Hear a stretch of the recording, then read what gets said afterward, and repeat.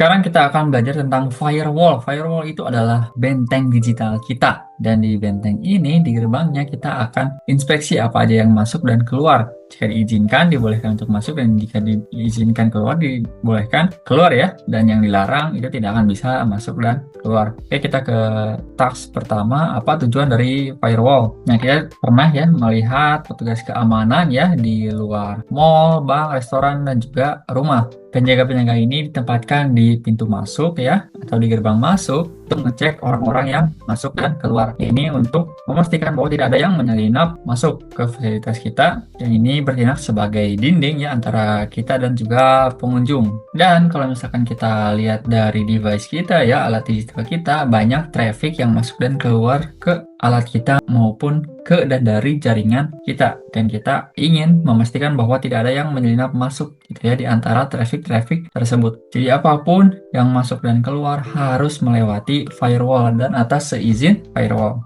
Jadi si firewall itu akan mengizinkan dan melarang ya traffic berdasarkan peraturan yang kita terapkan. Nah, ini adalah contoh ilustrasinya ya. Jadi ketika misalkan ada traffic yang dari internet yang tidak diizinkan, itu akan diblok oleh firewall. Sedangkan yang dari dalam itu boleh ya, allow traffic. Jadi boleh keluar dari jaringan. Nah, ini ilustrasinya menunjukkan bahwa si firewall-nya itu mengizinkan outbound traffic dan melarang inbound atau yang ke dalam jaringan. Oke, sini kita akan belajar tipe-tipe firewall, peraturan firewall dan komponennya, dan kita akan praktek langsung ya dengan firewall yang built-in di Windows dan juga ada di Linux. Oke, dan sebelum melanjutkan pembelajaran kita, kalian harus paham dulu ya tentang konsep jaringan dan nonton videonya dari saya tentang konsep jaringan. Kalau yang belum nonton, silahkan tonton dulu dan balik lagi nanti ke video ini. Oke, solusi keamanan apa yang menginspeksi incoming dan outgoing traffic ya, lalu lintas yang masuk dan keluar dari suatu device atau jaringan. Itu adalah firewall ya, tadi yang berperan sebagai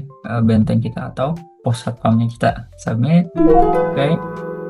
Task kedua, tipe-tipe firewall. Nah, di sini ada beberapa tipe-tipe firewall ya. Ada stateless firewall, stateful inspection firewall, ada next generation. Nah, ini yang paling canggih ya, paling diinginkan untuk perusahaan terapkan. Dan ini ada proxy firewall. Bedanya apa? Kita lihat di sini. Kalau stateless firewall itu beroperasi di layer 3 dan layer 4 ya dari OSI model. Saya tidak perlu menjelaskan lagi layer 3, layer 4 apa ya. Masih ingat? Layer 3 itu jaringan, layer 4 itu transport layer. Oke. Nah, ini akan memfilter trafficnya atau data-data yang berlalu lalang itu berdasarkan peraturan ya. Dan ini sistem kerjanya kalau misalkan stateless firewall hanya berdasarkan peraturan saja ya. Jadi dilihat satu persatu trafficnya, yang ini diizinkan atau tidak, yang ini diizinkan atau tidak gitu. Jadi kinerjanya sederhana gitu ya, kayak pegawai pabrik mungkin, tapi cepat gitu. Jadi kalau misalkan ingin cepat tapi menerapkan peraturan sederhana, kalian bisa menggunakan stateless firewall. Kalau misalkan stateful firewall, itu tidak hanya melihat dari peraturan saja ya, dilihat ini mematuhi peraturan atau tidak sesederhana itu, tapi dia mengingat ya pola juga. Jadi dia mengingat koneksi sebelumnya. Misalkan ada salah satu IP address yang mengirimkan banyak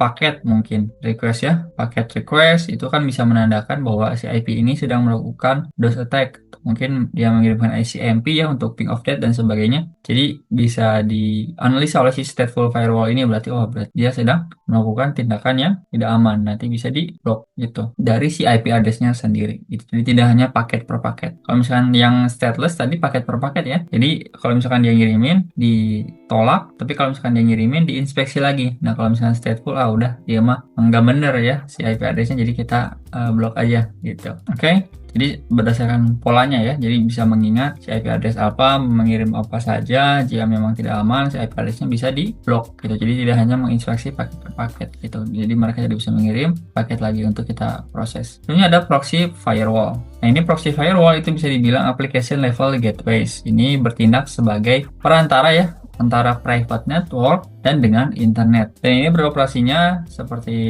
yang dibilang ya, application itu di layer 7. Nah, ini kalau misalkan proxy itu bisa menginspeksi apa sih isi paketnya ya. Jadi tidak hanya berdasarkan peraturan dari headernya dan sebagainya ya, kita bisa lihat juga isi paketnya itu apa. Dan si paketnya itu akan di forward, diteruskan ke internet itu atas nama si proxy firewallnya gitu sebagai perantara. Jadi internet akan berinteraksi dengan si proxy firewall tersebut. Jadi jika ada yang berbahaya, responnya itu tidak akan langsung ke host ya, tapi ke proxy firewall dulu. Dan karena proxy firewall jadi perantara juga ke internet juga tidak bisa mengetahui IP address dari si host tersebut ya. Jadi yang akan dipakai adalah si IP address si proxy-nya sendiri ya, proxy firewall. Jadi bisa menerapkan apa yang diizinkan dan apa yang ditolak itu berdasarkan isi kontennya, isi dari paketnya. Dan selanjutnya ada Next Generation Firewall. Ini yang tercanggih ya. Ini bekerja di layer 3 sampai layer 7. Dia OSI model. Jadi dari mulai layer jaringan sampai layer aplikasi.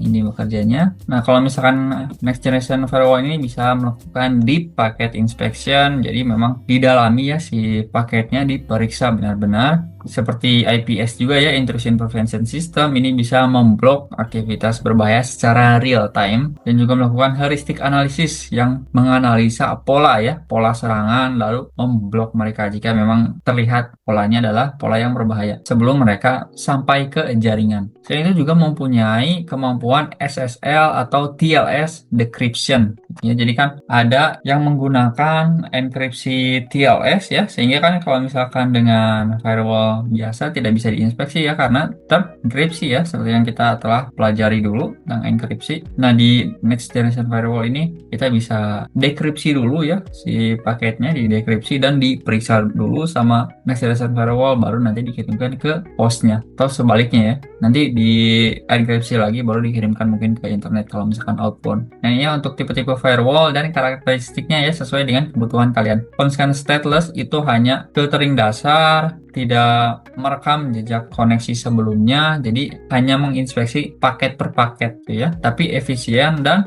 cepat ya, karena kerjanya juga sederhana ya, tolak terima dilihat dari paketnya saja. Kalau misalkan stateful itu bisa melihat polanya juga ya, traffic yang masuknya dari siapa gitu kebanyakan dan bagaimana trafficnya, apakah berbahaya atau tidak. Kita bisa menerapkan peraturan yang lebih kompleks. Selanjutnya ada proxy firewalls ya, seperti yang sudah saya jelaskan. Ini akan menginspeksi datanya ya di dalam paketnya, melakukan content filtering ya, application control di tingkat aplikasi ya, dan juga mendekripsi dan menginspeksi paket TLS juga ternyata. Oke, selanjutnya ada Next Generation Firewall. Ini lebih canggih ya, proteksi terhadap ancamannya lebih canggih. Sepaket juga sama IPS, jadi Intrusion Prevention System, jadi bisa memblok si serangannya secara real time, mengidentifikasi kejadian anomali ya, tung sahur berdasarkan analisis heuristik, mendekripsi dan menginspeksi paket TLS juga. Oke, kita ke pertanyaan. Tipe firewall apa yang menyimpan ya kondisi dari koneksinya? Jadi intinya itu menganalisis juga sih kondisi koneksinya gitu, dari mana kebanyakan ya paketnya, dan paket yang dikirimkan berapa banyak dan apa saja, seperti itu ya. Jadi itu adalah stateful tadi ya. Kalau misalnya stateless itu nggak peduli gimana tipe koneksinya ya, bagaimana kondisinya, hanya menginspeksi paket per paket. Kalau misalkan stateful itu ya mengetahui, jadi menyimpan si IP address ini tuh sudah ngirim apa aja sih gitu dan polanya seperti apa. Di stateful, tipe firewall apa yang menawarkan analisis heuristik untuk trafficnya? Itu tadi adalah Next ya, Next Generation. Panjang banget, copy aja dari sini, copy, paste, submit. Oke, tipe firewall apa yang menginspeksi traffic di tingkat aplikasi ya. Sebenarnya Next Generation juga kan tingkat aplikasi dari layer 3 sampai layer 7, tapi untuk yang khusus layer 7 ini di aplikasi itu adalah proxy ya. Ini adalah proxy firewall. Oke, kita submit. Tugas ketiga, peraturan-peraturan di firewall. Jadi seperti yang saya bilang tadi, firewall bisa memberikan kita kuasa ya atau kontrol terhadap jaringan kita, apa yang boleh dan apa yang tidak. Misalkan kalian ingin melarang ya SSH traffic mungkin ya yang masuk ke jaringan kalian agar tidak ada yang melakukan koneksi SSH ya tanpa izin ke komputer-komputer di jaringan kalian, tapi kalian ingin mengizinkan traffic untuk spesifik IP address tertentu gitu, hanya IP address tertentu saja yang memang kita izinkan untuk melakukan SSH connection, yang kita bisa terapkan di peraturan firewallnya. Di peraturan firewall tersebut komponen-komponennya beberapa adalah ini source address ya, jadi kita bisa tentukan sumbernya dari mana, alamat IP-nya, destinasinya kemana ya, tujuannya. alamat IP-nya, portnya, nomor port berapa, protokolnya apa, actionnya itu apa, apakah ini akan mengizinkan, melarang, dan sebagainya. Dan selanjutnya ada direction. Jadi kita tahu ada incoming atau outgoing traffic ya. Jadi ada traffic yang masuk dan traffic yang keluar gitu ya, outgoing. Bisa juga dibilang inbound dan outbound gitu. Nah, ini tipe dari aksinya ya. Tadi di sini kan ada action, ini ada yang diizinkan, misalkan ini mengizinkan yang sumbernya dari IP address ini ke destinasi apa saja, protokolnya TCP, portnya 80 dan ini directionnya outbound. Jadi keluar. Ini artinya si subnet ini ya dengan IP address ini di si komputer-komputer di sini itu diizinkan untuk melakukan koneksi keluar ya. Kita lihat di sini portnya 80 berarti mengakses web ke internet. Itu kalau misalkan yang ini deny, actionnya adalah deny, source-nya mana aja, destinasinya ke dalam jaringan. Ini tadi ya, protokol TCP dan portnya 22 berarti ini koneksi SSH ya dan arahnya itu inbound jadi masuk ke jaringan. Jadi ini akan menolak semua koneksi dari sumber mana saja ya yang portnya ke 22 atau ke SSH connection. Dan ini forward, kalau misalkan forward ini menarik, ini dialihkan ya. Ini akan di forward ke fasilitas yang mungkin sesuai dengan trafficnya ya atau permintaannya. Ya, misalkan ini mau forward ya yang sumbernya itu dari semua, destinasinya itu ke IP address ini, koneksinya TCP, dan ini ke port 80, berarti ini ingin mengakses web ya, dan ini arahnya itu inbound. Ini berarti si permintaan ke port 80 atau ke web ini akan di forward ke IP address ini, yaitu web server katanya. Oke, nah ini arah ya. Di peraturan tersebut kan ada aksi, tadi kita telah mempelajari dari mulai allow, deny, lalu forward. Lalu ini ada arahnya sendiri ya, di ini direction. Directionnya itu ada inbound, outbound, yang bisa kalian lihat sendiri di sini ya. Jadi kalau misalkan inbound atau incoming ya, itu berarti masuk ya ke jaringan. Kalau misalkan outbound itu outgoing traffic atau keluar jaringan. Itu ya sederhana, inbound dan outbound. Ini juga sama ya. Jadi ada yang inbound, ada yang outbound, dan juga ada yang forward. Seperti tadi ya, dialihkan. Mungkin kalau misalkan ingin mengakses port 80 atau web, berarti alihkan ke web server. Itu tipe aksi yang mana yang sebaiknya diterapkan ya di peraturan yang mengizinkan traffic apapun. Itu adalah allow ya, karena mengizinkan ya, to permit. Direksi apa ya pada peraturan yang dibuat untuk traffic yang meninggalkan jaringan. Meninggalkan berarti keluar ya atau out, yaitu outbound. Outbound. Oke, kita enter. Nah, sekarang teman-teman kita akan prakteknya menggunakan Windows Defender Firewall. Kita bisa start aja mesinnya. Kita akan masuk ke mesin Windows ya. Nah, ini saya rasa bisa dibuka di tab baru ya. Kita buka saja biar lebih jelas. Oke, kalian juga bisa koneksi melalui VPN atau RDP ya, Remote Desktop Protocol, dengan kredensial ini. Nanti si mesin IP-nya muncul ya setelah berjalan nih. Oke, nah ini nanti saya akan kenalkan kalian dengan Windows Defender Firewall. Ini adalah firewall yang built-in ya teman-teman, yang mungkin kalau misalkan sekarang teman-teman sedang menggunakan PC Windows ya, kemungkinan besar sih PC Windows ya, 80% komputer itu penggunanya Windows. Jadi kemungkinan kalian juga menggunakan Windows saat ini, itu kalian bisa cek sendiri, ada Windows Defender Firewall built-in sendiri. Jadi firewall dalam bentuk software ya, karena firewall itu bisa dalam bentuk software, dalam host ini, dalam komputer, atau dalam bentuk hardware juga. Jadi bisa dalam bentuk hardware di jaringan juga gitu ya. Yang tadi ya menjadi perantara antar jaringan. Tapi kalau misalkan di built-in di firewall sendiri juga memang bisa. Oke, gak lama, kita tunggu dulu ya. Oke, ini sudah berjalan mesinnya. Kita bisa ke Windows-nya saja. Oke, agak lama ya. Atau search di sini ya. Kalian search di sini.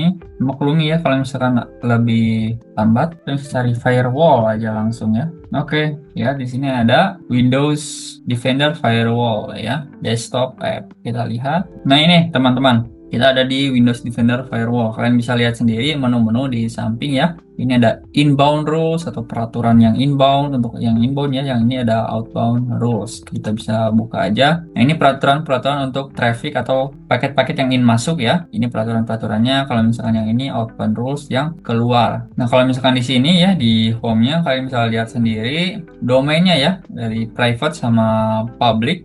Jadi terdapat perbedaan ya. Itu yang kalian ketahui sendiri. Kalau misalnya kalian melakukan koneksi yang baru, pasti ditanyakan ini koneksi rumah, kantor, atau mungkin publik gitu kan. Jadi nanti ada beberapa peraturan yang akan diterapkan secara berbeda di jaringan-jaringan yang berbeda ya. Jadi kalau misalkan yang rumah kan itu dianggapnya aman, jadi peraturannya mungkin lebih longgar. Oke, kita diminta untuk connect ya ke sini ke IP address 10.10.10 ya melalui ini apa Explorer.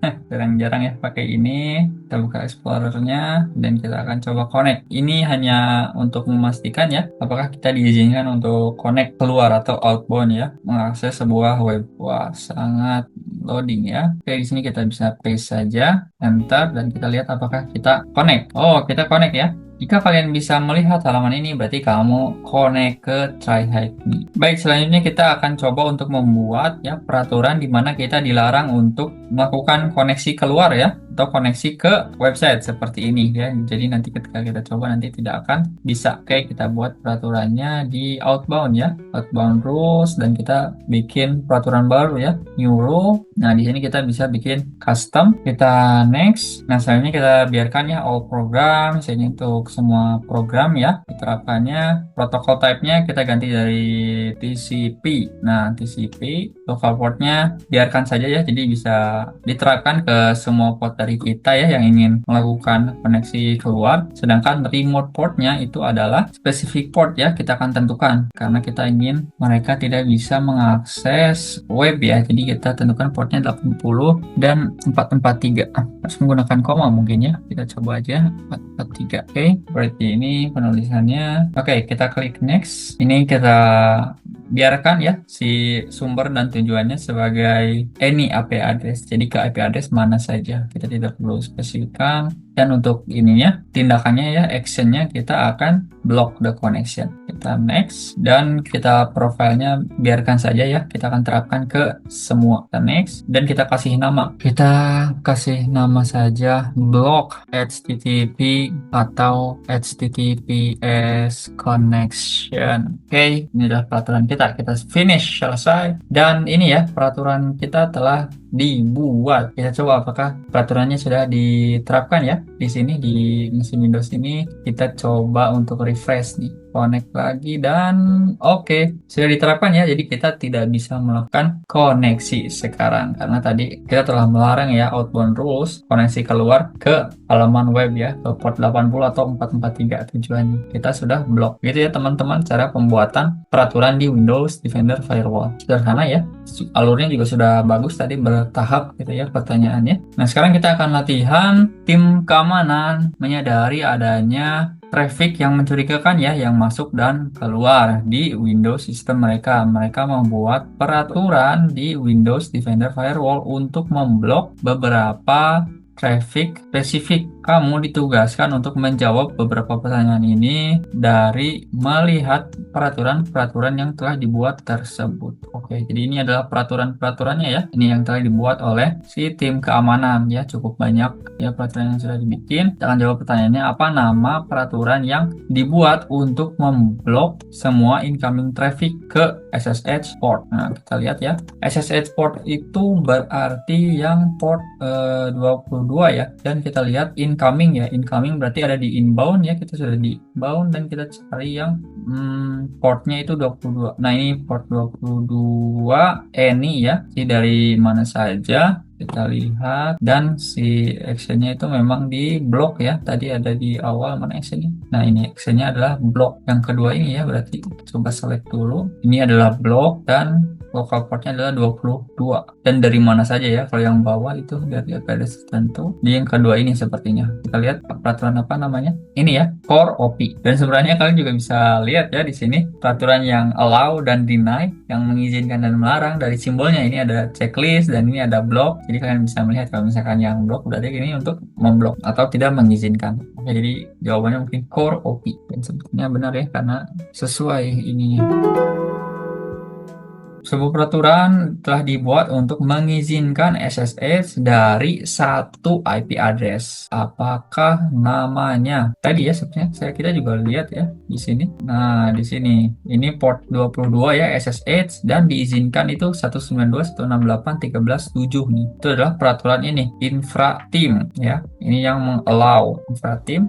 Betul, infrateam. Oke, kita lihat apa IP address yang diizinkan di peraturan tersebut. Kita bisa lihat tadi, nah di sini ya 192 1 oh waduh malah gak copy lagi, tulis aja 192.168.13.7 192.168.13.7 ya.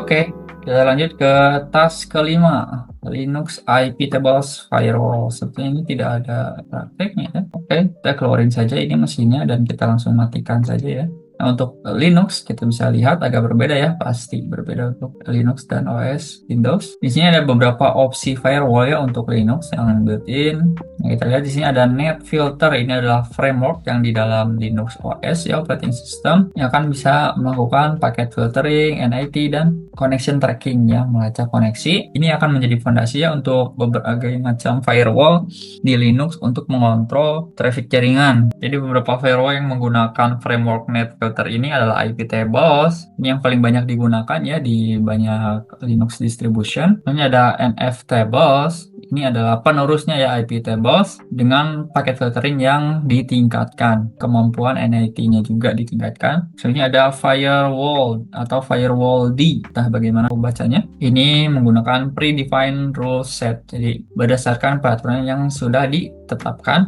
Ini sudah ada pre-built network zone configuration-nya. Jadi sudah ada konfigurasi yang secara default ya. Selanjutnya ada UFW atau Uncomplicated Firewall. Nah, ini lebih beginner friendly ya. Kalau misalkan yang UFW ini seperti namanya juga, karena ini uncomplicated ya, tidak rumit. Kalian bisa lihat sendiri kalau misalkan di uncomplicated ini perintah-perintahnya sederhana ya. Kalau di sini kita lihat menggunakan sudo UFW status untuk melihat status uncomplicated firewall ini aktif atau tidak. Nah, ini kita lihat masih belum aktif ya, inaktif, lalu mereka akan mengaktifkannya dengan UFW enable dan firewallnya jadi aktif. Nah, di sini untuk menetapkan peraturan ya, di sini akan ditetapkan peraturan yang default. Jadi kalau misalkan ada tambahan default ini, berarti peraturan tersebut akan menjadi default gitu ya, defaultnya akan menjadi seperti itu. Oke, di sini diterapkan sudo UFW programming unbracketed firewall default, dibikin jadi default peraturannya dan akan mengallow koneksi outgoing. Jadi seperti tadi, kalau misalnya di Windows outbound, inbound, kalau di sini disebutnya outgoing, incoming gitu ya. Nah, ini akan secara default mengizinkan koneksi yang outgoing. Nah, ini contoh kalau misalkan kita ingin mendeny koneksi SSH ya, di sini bisa sudo UFW deny atau menolak. Ini port numbernya 22 dan protokolnya adalah TCP. Gitu, jadi akan menolak koneksi. Dan ketika kita ingin menampilkan peraturan yang setelah kita buat, kita bisa lakukan sudo UFW status number dan ditampilkan ya. Di sini aksinya apa saja, tujuannya, sumbernya, sebagainya. Jika kalian ingin menghapus peraturan, kalian bisa dengan delete ya, lalu disertai nomornya. Misalkan di sini nomor 2 nih, yang ini dihapus, jadi delete nomor 2 gitu. Langsung saja ke pertanyaannya. Linux firewall mana yang bisa dibilang itu adalah penerus dari IP Tables tadi ya, yang menggunakan framework yang sama sih, yaitu NF Tables. Menggunakan NF filter, tapi kemampuannya ya sudah ditingkatkan. Kita submit. Peraturan apa yang akan kamu buat ya dengan UFW untuk menolak semua traffic yang keluar dari mesin kamu sebagai default policy gitu. Jadi kita akan membuat perintahnya seperti ini ya. Jawab tanpa sudo. Oke, kita tanpa sudo. Berarti perintahnya adalah UFW. Berarti kita ingin ini jadi default policy ya. Berarti selanjutnya adalah default. Lalu kita ingin menolak, berarti deny. Dan kita ingin menolak apa nih? Outgoing traffic keluar. Jadi kita akan melarang outbound ya. Outgoing. Oke. Dan berhasil. Selamat teman-teman. Teman-teman sudah berhasil menjawab semua pertanyaan dan kita sudah selesai untuk mempelajari dasar dari benteng digital kita yaitu firewall. Jika menurut teman-teman video ini bermanfaat, tolong di subscribe ya, di like dan juga kirimkan ke teman-teman kalian karena ini juga bisa jadi bermanfaat buat teman-teman kalian yang juga mungkin lagi berminat untuk mempelajari tentang IT atau cybersecurity secara khususnya. Oke teman-teman, sampai jumpa di video-video bermanfaat lainnya.